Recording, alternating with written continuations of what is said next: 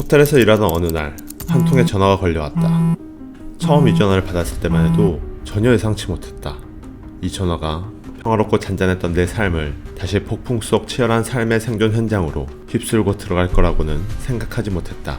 수화기 넘어 들려오는 목소리는 조심스러운 배려가 있었지만 긴박한 호흡과 간절한 떨림은 숨겨지지 않는 목소리였다.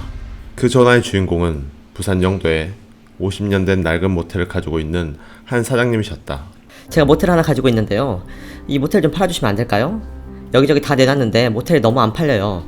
이대로 그냥 가만히 기다리고 있을 수는 없을 것 같아서 유튜브 보고 혹시나 싶어서 연락드렸어요.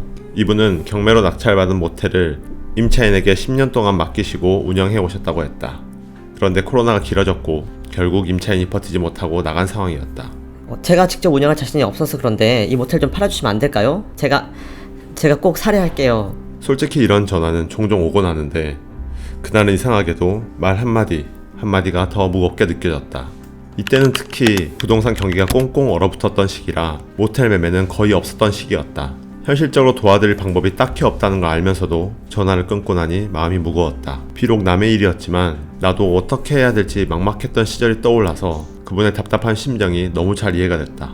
그렇게 시간은 흘렀고 나의 기억에서 잊혀져갈 무렵 다시 전화가 왔다.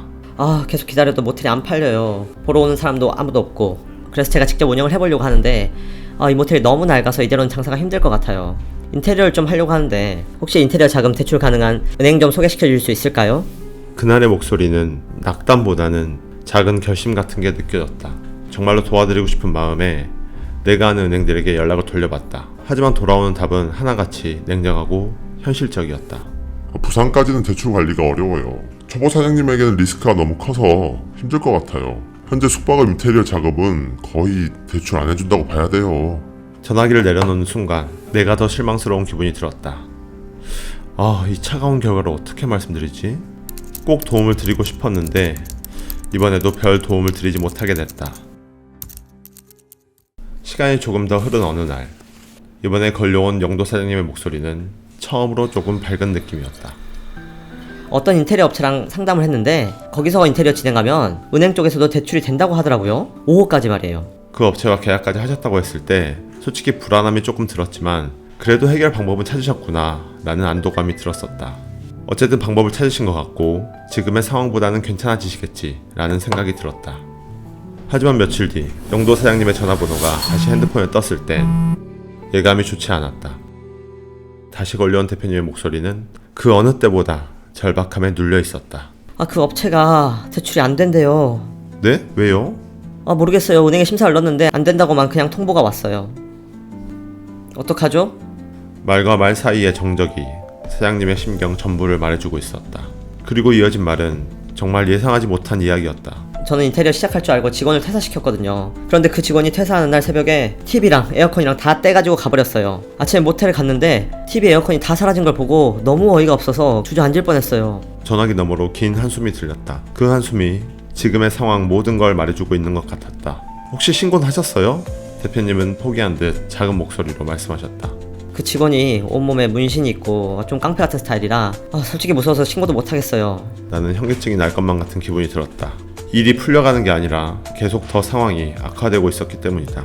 대출이 안 나와서 인테리어도 못하고 운영이라도 해야 은행 이자를 낼 텐데 TV 에어컨도 없는 상태라 그조차도 불가능해진 상황.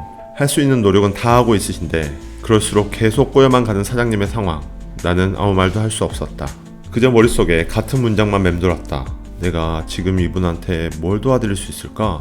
일단 인테리어는 무조건 해야 한다는 게 분명해 보였다. 인테리어 한지 10년이 지난 상태라 이 상태로는 장사를 해도 결과가 뻔해 보였다. 그래서 조심스럽게 여쭤봤다. 대표님 혹시 인테리어 자금 최대 얼마까지 확보 가능하세요? 잠시 정적이 흘렀고 대표님은 한참을 머뭇거리시다가 조용히 말씀하셨다. 3억? 3억 정도는 어떻게든 만들어 볼 수 있을 것 같아요. 그 돈으로 가능할까요? 그 말을 듣는 순간 내 머릿속에 현실적인 계산기가 돌아갔다. 3억.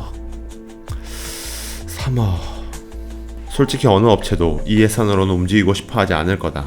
이건 거의 셀프 인테리어 수준의 예산이기 때문이다. 이 예산으로 인테리어 업체에게 맡기면 그냥 도배장판 바꾸는 수준? 그저 깨끗해졌다는 수준으로 끝나는 예산이다. 직접 셀프 인테리어를 도와드리러 갈 수 있는 것도 아니고 답이 보이지 않는 상황이었다. 그런데 이상하게도 그냥 전화를 끊기가 어려웠다. 정확히 왜 그런 마음이 들었는지는 지금도 모르겠다. 계속 전화 통화를 하다 보니 어느덧 남의 일이 아닌 것 같은 느낌이 들었던 건지 그냥 이대로 전화를 끊으면 마지막 희망을 내 손으로 끊어버리는 것 같은 기분이 들어서인지는 잘 모르겠다. 그렇게 정적이 흐르던 찰나 문득 예전에 연락 주셨던 한 인테리어 업체가 떠올랐다. 그분은 항상 이렇게 말씀하셨었다. 대표님, 인테리어 필요한 숙소 있으면 꼭 한번 소개해주세요. 저희가 예쁘게 해드리고 예산도 최대한 맞춰드릴게요. 마치 퍼즐처럼 영도 모텔 사장님과 그 업체가 딱 맞아떨어질 수 있겠다. 서로가 서로를 필요로 한 상황. 이럴 때 내가 소개만 해드려도 서로 좋을 수 있겠다 라는 생각이 들었다. 영도 사장님과의 통화를 마치고 그 인테리어 업체 대표님께 전화를 드렸다.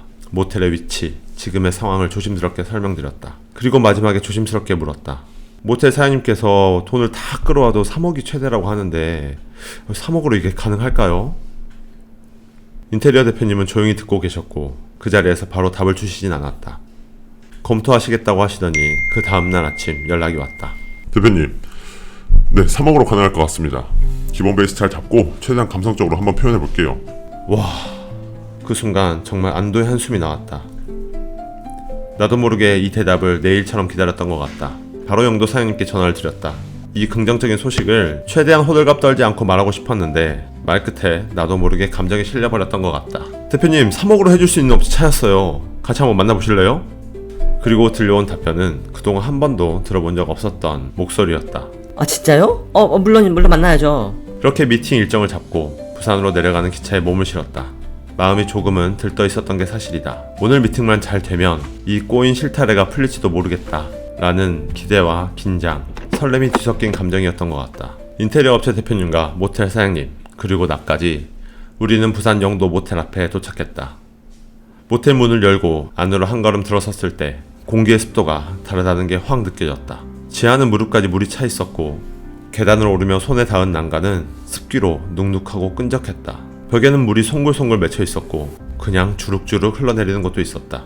지하에서부터 올라오는 곰팡이 냄새, 화장실 하수구에서 올라오는 매캐한 냄새까지 이 모텔에 들어선 순간부터 빨리 나가고 싶은 기운마저 들었다. 방도 하나씩 둘러봤는데 작다라는 말로는 부족할 만큼 협소했고 방과 방 사이의 벽이 너무 얇고 허술해서 크게 소리치지 않아도 옆방과의 대화가 편하게 가능한 정도였다. 심지어 콘센트 구멍 사이로 옆방이 보이기까지 했다. 난생 처음 보는 광경에 어처구니가 없어 헛웃음이 나왔다. 인테리어 대표님의 표정이 조금씩 굳어지는 게 느껴졌다. 처음엔 입술을 굳게 다물고 계셨고 그 다음은 손으로 이마를 한번 쓸어 넘기시고 그리고는 조용히 한숨을 내쉬셨다. 그 순간부터 나는 말을 아끼게 됐다. 그리고 괜히 눈치를 보게 됐다. 혹시 여기까지 와서 못할 것 같다는 말을 듣게 되는 거 아닐까? 그런 걱정이 무겁게 마음을 누르기 시작했다. 전기가 끊겨 어두운 이 모텔만큼 분위기는 점점 더 어두워져만 갔다. 모텔을 모두 둘러본 후 인테리어 대표님은 굳은 표정으로 조용히 말씀을 꺼내셨다. 정말 죄송한데 3억으로는 힘들 것 같습니다. 집기, 비품, 침구까지 포함해서 오픈할 수준으로 완성하려면 4억은 필요할 것 같아요. 그 말이 떨어지는 순간 몸 전체가 내려앉는 느낌이 들었다. 영도 사장님은 고개를 깊이 떨구셨고 한참을 아무 말씀을 하지 못하셨다. 인테리어 대표님은 왜 4억이 필요한지를 조심스럽게 하지만 굉장히 구체적으로 설명을 해주셨다. 그 설명이 너무 현실적이고 또 너무 정확해서 희망에서 더 멀어지는 느낌이 들었다. 제가 구할 수 있는 돈은 3억이 전부인데 어떻게 안 될까요? 나는 양쪽 모두의 상황을 이해하고 있는 사람으로서 들리지 않는 조심스러운 한숨만 쉬게 됐다. 한쪽은 이미 한계까지 몰린 사장님, 더 이상 돈을 구할 데도 없고 이대로 공사를 시작하지 못하면 은행이자만 더 쌓여서 마이너스만 늘어나는 상황. 다른 한쪽은 의욕적으로 왔지만 생각보다 훨씬 열악한 조건에 직면한 인테리어 업체. 양쪽 모두가 이해가 되니 오히려 이 상황이 더 답답했다. 누구 하나에게 양보하고 도와달라고 할 수도 없는 상황. 정말 방법이 없을까? 얼마나 시간이 흘렀는지는 모르겠다. 그저 침묵만이 흘렀고 그 정적은 말보다 훨씬 많은 걸 이야기하고 있었다. 그리고 그 침묵을 깬 건 나였다. 부족한 1억 제가 빌려드릴까요? 모두가 순간적으로 고개를 들어 나를 쳐다봤다. 모두 말은 없었지만 표정은 진짜? 라는 표정으로 느껴졌다.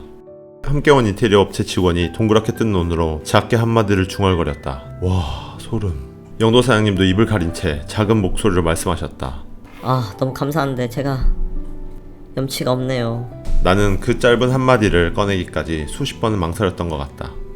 그 망설임 끝에 말을 꺼낸 건 그동안 사장님이 보여주셨던 어떻게든 해보려는 모습 때문이었다. 직장을 병행하면서 틈날 때마다 여기저기 알아보시고 부끄럽고 어려운 상황에서도 도움을 요청하는데 주저하지 않으셨던 그 모습. 내가 조금만 도와드리면 진짜 잘 해낼 뿐이다, 그런 생각이 들었었다. 그리고 사실 현실적인 계산이 없었던 건 아니었다. 광주에서 운영 중인 선정적인 호텔이 객실당 월 매출이 300만원씩 나오고 있었고, 여기는 부산이니까 비슷한 컨셉으로만 리모델링 해도 더 좋은 결과가 나올 수 있을 것 같다는 판단도 있었다. 그렇게 답이 없어 보였던 분위기에 생기가 돌기 시작했다. 모텔 사장님도 인테리어 대표님도 다시 자세를 고쳐 앉으시고 앞으로의 계획에 대한 이야기를 시작했다. 미팅이 끝날 무렵 서로를 바라보며 잘 부탁드립니다 라는 말을 진심으로 주고받을 수 있었고, 그 인사에 섞인 안도 그리고 희망이 훈훈하게 느껴졌다. 수원집으로 돌아가는 길, 나는 또 다른 문제가 생겼다는 걸 깨달았다. 집과 가까워질수록 나에게 닥친 현실이 가까워지고 있음을 생생하게 느낄 수 있었다. 1억 빌려주기로 한 거 와이프한테 뭐라고 말하지?